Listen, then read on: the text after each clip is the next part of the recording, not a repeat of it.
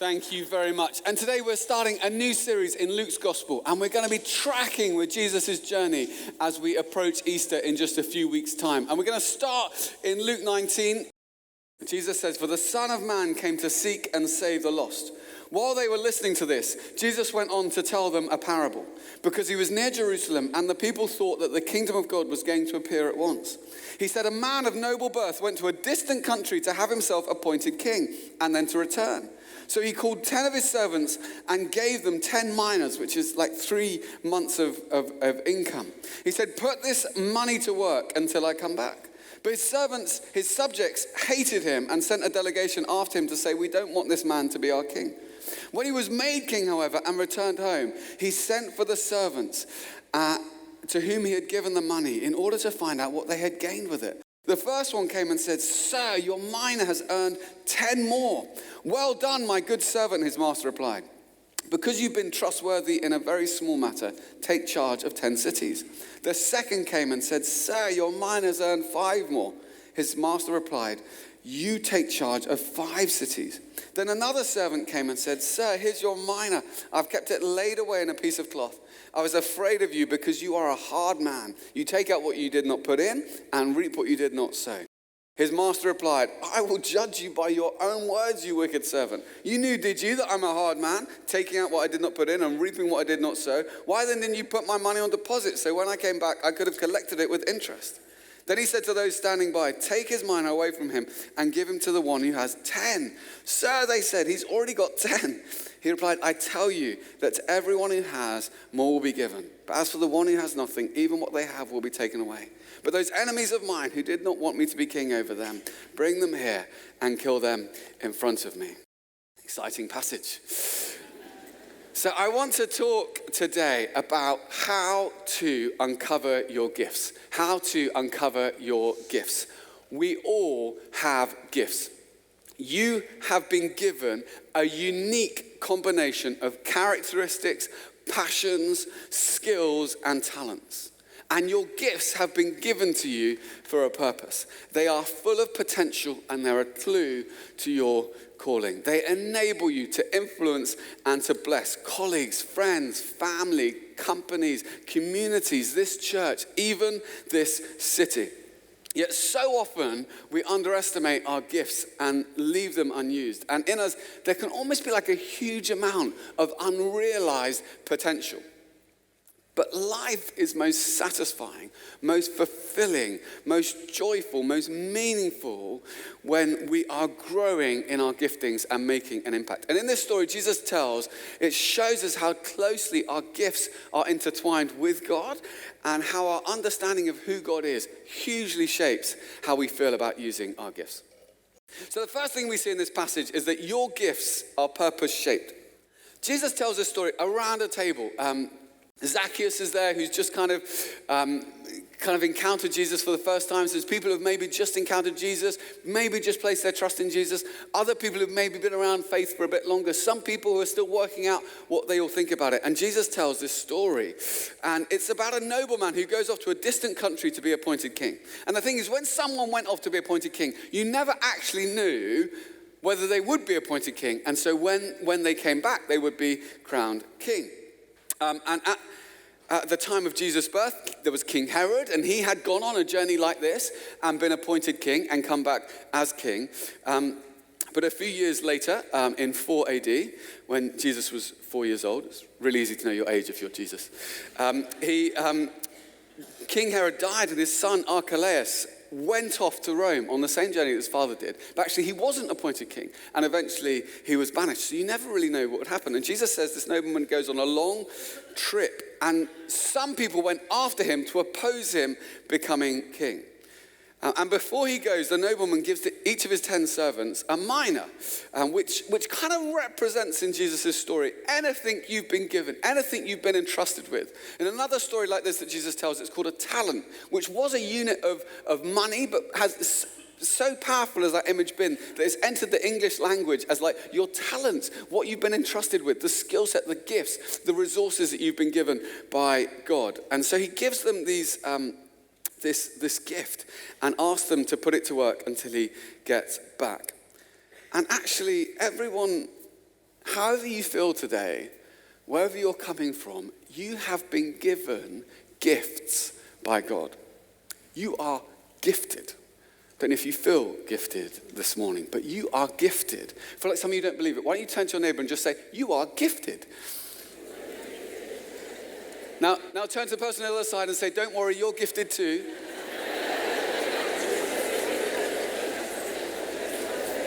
You are gifted, you are, it's a fact. But the thing is, God doesn't give gifts randomly. I don't know if you've ever got a gift and you kind of look at it and you think, what were they thinking?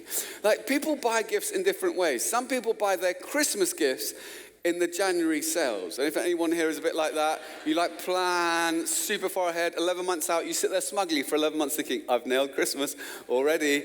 Some people it's more like a September thing. September you start thinking, I must start buying gifts. Some people it's a December thing. For me, a few years ago, I would buy my gifts for my family at Christmas on Christmas Eve at 4 p.m. So I would use the pressure of time as an incentive. And I'd kind of go into town, I know I'd have 2 hours, and I'd just use the pressure to drive decisions, make quick purchases, all that kind of stuff, which was fine, except for the fact I have quite a large family.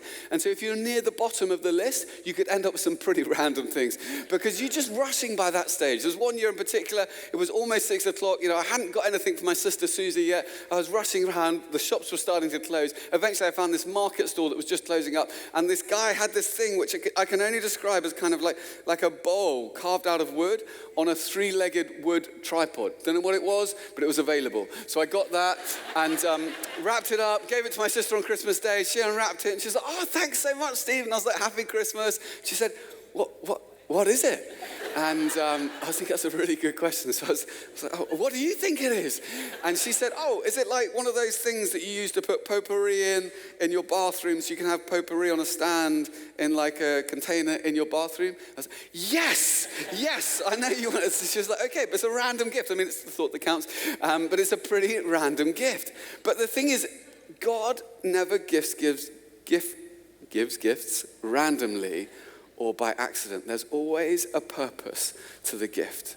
And I don't know how you feel today, whether you feel like there's a purpose to the gifts you've been given, or whether you would like to uncover those gifts. Maybe I can tell you how, whatever your gifts are, there's a purpose to them and there's a potential for them to be used. Like particularly if you're good at political negotiations with 27 member states of a super economic political bloc, and you also know parliamentary procedure really well, then there's a way your gifts can be used. But whatever your gifts are, there's a purpose to them. It might be you're amazing at welcoming people and making them feel at home. Like you just do that so brilliantly when you have people over.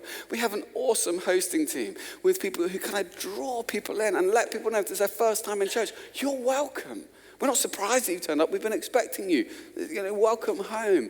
Might be you love hospitality. Think of April, who runs our cafe here at the 9:30, 11:30, who runs a really successful jewelry business, and on her Sundays gets in at the crack of dawn because she's using her gift of hospitality and hosting people and making sure people feel welcome. I think maybe you've got this remarkable patience and kindness. And I think of our HDB Kids team, which looks after hundreds of kids each week and kind of invests in the next generation. The people who do that, maybe that's something you think, actually, no, I've got patience. I've got that ability to pass on knowledge. And maybe you're very wise and you've got that as a gift. Maybe you've got an amazing voice and it's never occurred to you that you could actually help draw others into a place of worship. Maybe you're brilliant at intuitively understanding the digital world or the financial world, and that's a gift you have and that God can use in your workplace. Maybe you're brilliant at inviting people and drawing them into things. Maybe you're like Gabs, who leads worship here sometimes on a Sunday, and she actually works. She's actually working currently on Brexit. She's kind of at the same time as in the Cabinet Office working away. She's currently running an Alpha course in the Cabinet Office, and she also helps out leading on Alpha here on a Wednesday night. Extraordinary gifts which can be uncovered and can make a massive difference to people's lives. Your gifts aren't given by accident. And actually, your gift could be the answer to someone's prayer. About a year ago, I was asked to help churches around the UK who are running Alpha. We run Alpha here at HTB, and we do it 3 times a year. The next course is starting in May. And Alpha is just like an opportunity to talk about the big questions in life and just kind of have that opportunity to have great food, connect with people just like you. And it's a really remarkable thing. But it's not just run here, it's actually run in thousands of churches around the UK. And one of the things I realized that maybe churches might need a bit of help with was how they let people know that they're running Alpha courses, let people know what's going on inside, outside. And we don't really use the word in the church, but I guess you would call that marketing. So I was like thinking and praying, like how do we help churches let people know what's actually going on? And this woman emailed me that week who had just done Alpha at HTB. And she said, look, I'm in between jobs. I've got a couple of months. Could I help and come and volunteer? Help with Alpha in some way. And I was like, that's really kind of you to offer. Thanks so much. Anything you had in mind? And she said, well, I'm really happy just to put letters in envelopes if that helps you. And I was like, okay, we have email now, but that might be, but we do send letters sometime. So maybe just send over a CV. So she sent over a CV. And I looked at her CV and I realized that she had been the European marketing director for a global trainer brand. I was like, you can come. You can definitely come. I was like trying to respond to the email as quick as I could on my phone. And you don't have to put stuff in envelopes. That's okay. I think we've got other stuff. There's other gifts that you've got that we really need. Your gift could be the answer to someone else's prayer, but you'll never know unless you uncover it. But the difficulty is sometimes even though we feel like, I've been given a gift. Sometimes Ryan's going to come and help me demonstrate this. Sometimes even when we've been given a gift, we can think, that's a nice gift. But we can suddenly realize that other people have been given gifts too. We like our gift and it looks all right, but we think, I wonder what Ryan's been given. I don't know if you've ever experienced this. And you're kind of like, well, that's okay, but is Ryan's a little bit bigger? I can't tell. Might be a bit more significant.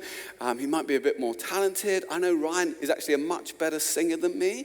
Like, why wasn't I given a better voice for singing? Ryan's actually a much better worship leader than me. I could feel like, I wish I played the piano and the guitar better. Ryan has really cool glasses. Why don't I have really cool glasses? And you can become so kind of captivated by someone else's gift that actually you lose sight of your own. You become so focused on someone else's gift that you actually forget to even unwrap or uncover your own. Thanks so much, Ryan. Thank you. Leave the gift. No. Thank you, Ryan. So your gifts might look different, but they're no less significant. And actually, as you begin to uncover your gifts, you find that in your gifts there's a clue to your calling because they were given with a purpose. Your gifts might look different, but they're no less significant. Don't worry about the gifts God hasn't given to you. Make the most of the ones He has.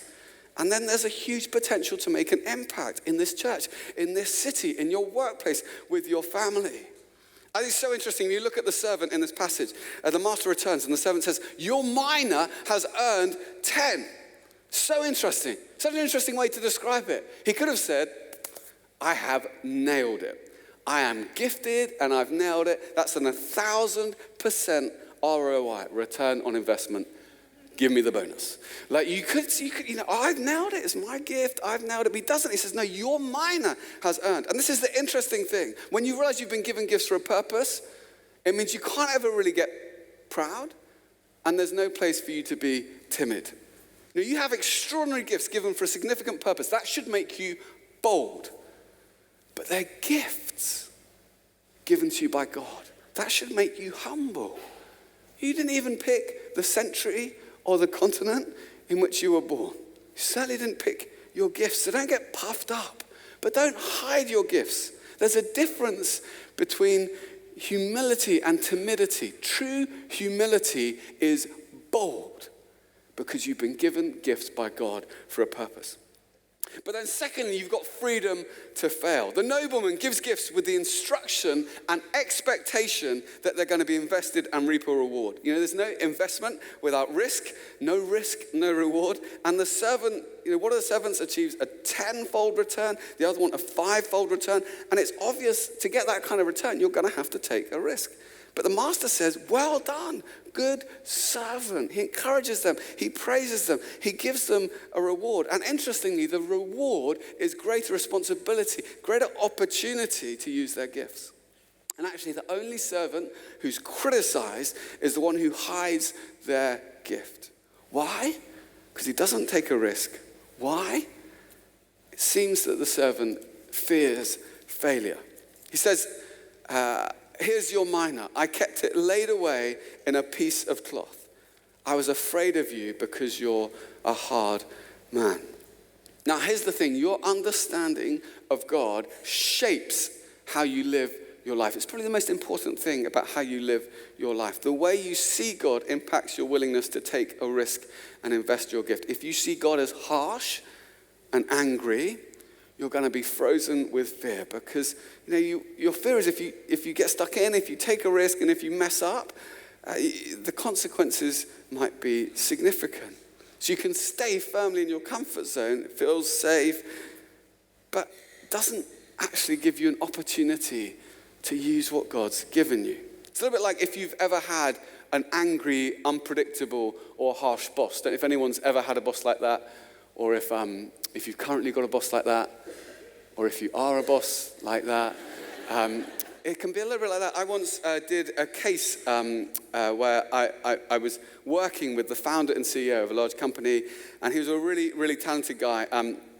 But when we went into court, he had this habit. He would kind of grab me by the shoulder and say, "Oh, Steve, just before we go, and I've got one more thing I want to say." He's like, "All right, okay." And maybe it's some last encouraging words of wisdom. And I kind of turned around and said, "Yeah, what is it?" And he'd look me straight in the eyes and said, "Don't mess it up."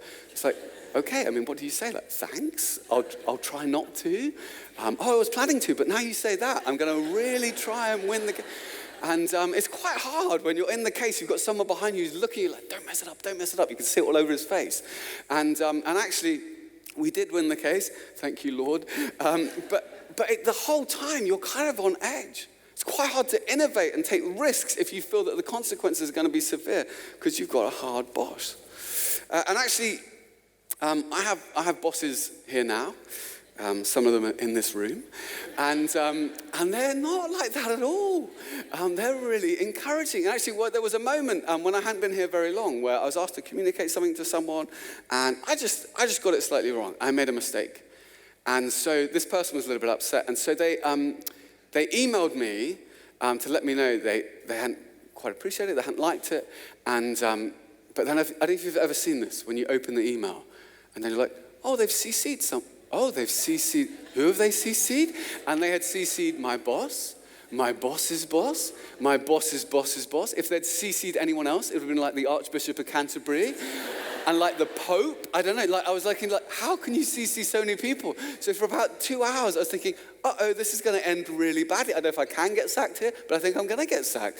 And then an email came in from my boss's boss's boss, who's Nikki, and the email was responding to this, and it had this line in it. It said, "I'm so sorry. This is nobody's fault but mine." I was like, he didn't even know what happened.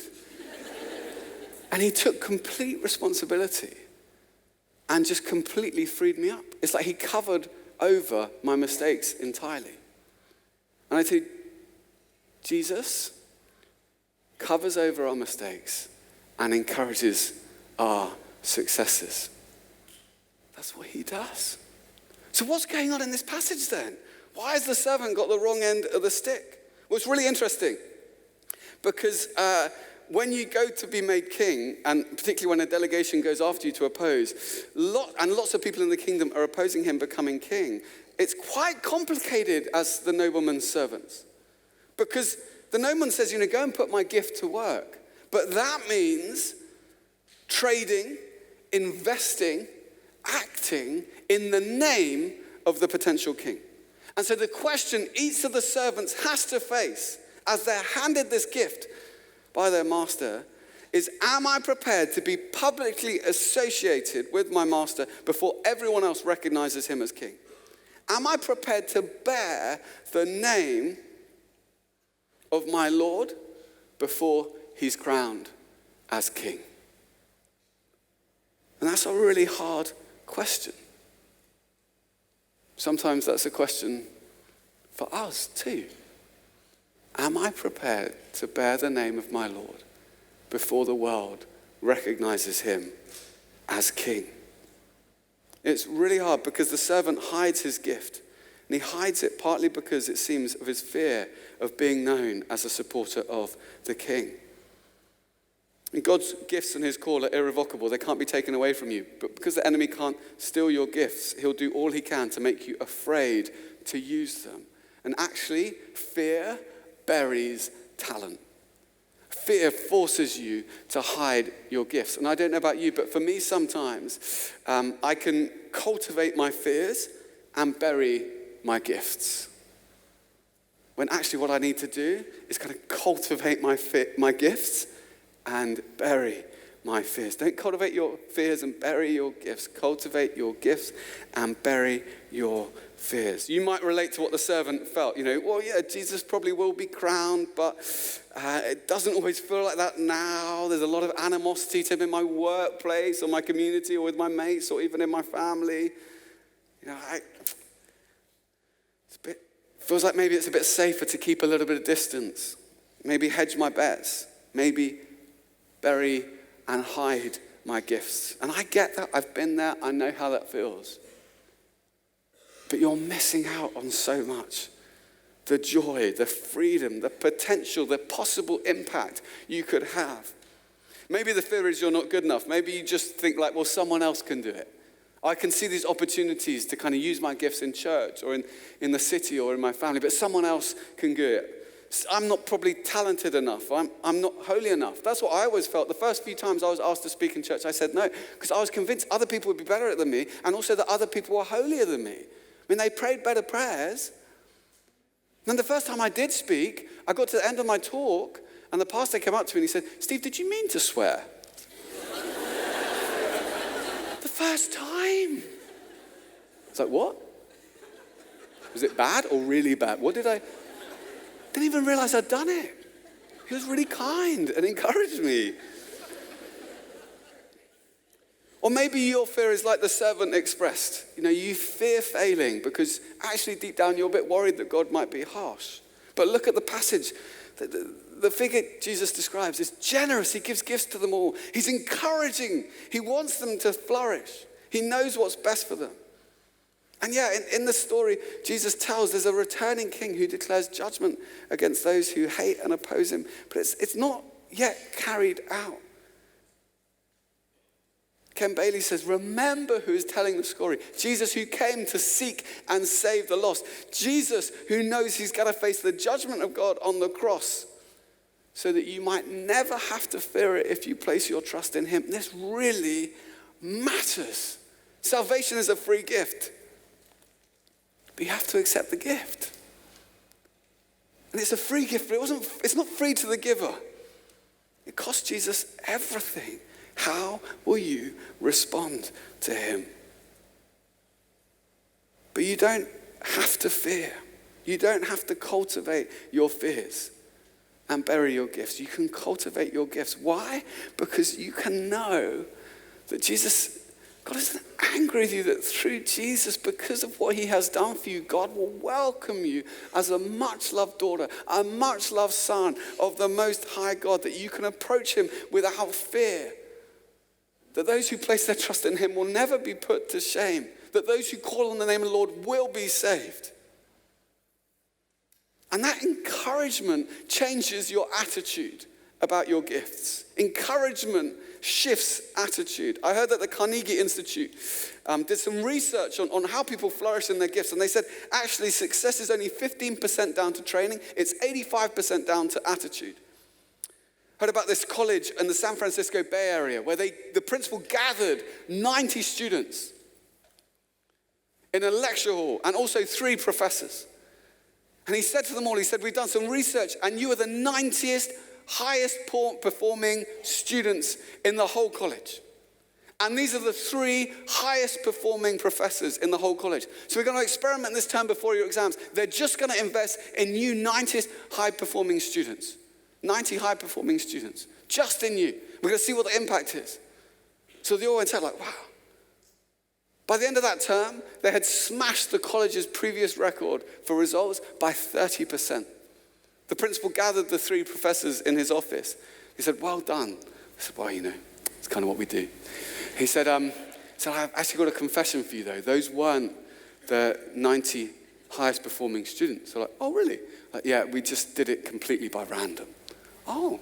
They're like, oh, well, we are we're pretty good at what we do. He said, yeah, my second confession is that you're not actually the highest performing professors. See, even that encouragement shifts attitude, which shifts impact. But our encouragement isn't based on kind of like pretense. It's real. You are loved by God. He has good gifts for you. He's given them to you for a purpose. He is for you and not against you. He rejoices when you use your gifts, and he's for you, and he gives you the Spirit to fan your gifts into flame and to help you as you step out in faith to use them in your workplace, in your school, in this church, right across this city. He is for you. You're a much-loved daughter, a much-loved son of the Most High God. And that shifts things. It takes the pressure off. It means that success isn't your responsibility. You're called to be faithful. Success belongs to the Lord. And it means that actually the way you use your gifts has eternal consequences, far greater than the immediate circumstances of your office or your family or your team or your church. God gives great opportunities to those who are faithful with small things. The reward for faithfulness is actually greater responsibility. Great, you've had a tenfold increase. Now take charge of 10 cities. But you can't know what potential your gifts carry if you're not using them. I heard about a story of a young woman who grew up in a rural community in Lincolnshire. And in her village, most people left school at 15, and lots of people kind of worked on farms, actually, and manual labor. And her parents didn't have a huge amount of schooling. Her dad worked as a farm laborer, and her mum actually worked kind of picking vegetables on farms. And they weren't churchgoers. And then one day, someone on her street said to her, oh, would you like to come to church? And she said, okay. And she went along to church. And she heard about Jesus and his love for her. And over the next few years, her faith became the most important thing in her life. She realized she had a bit of a gift at communicating knowledge. So she went to college to train to be a teacher, the first person in her family to go to college. And then after a few years of working as a teacher, she felt this call to tell people about Jesus in China. So she went to Bible college and she learned Mandarin, probably the first person in Lincolnshire ever to learn Mandarin. She met her husband there, and they went out and they kind of started a ministry in that region which saw hundreds of people come to faith in Jesus, all the while having 5 children. All because someone on her street when she was growing up took a risk and said, would you like to come to church? God can do a great deal when we step out in faith. I find that story really moving, actually. Mainly because I'm the 4th of those 5 children. And